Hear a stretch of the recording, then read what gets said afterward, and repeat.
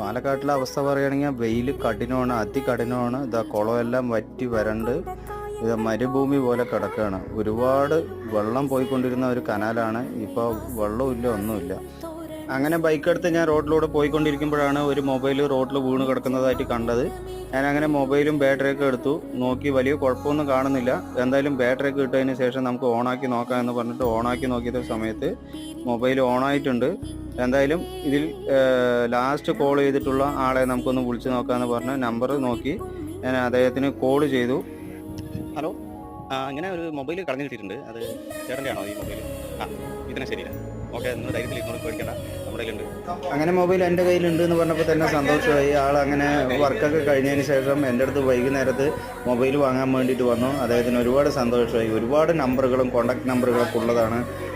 നഷ്ടപ്പെട്ടതാണെങ്കിൽ ഒരുപാട് വലിയ ബുദ്ധിമുട്ടായേനെ എന്നൊക്കെ പറഞ്ഞു. അതിനെ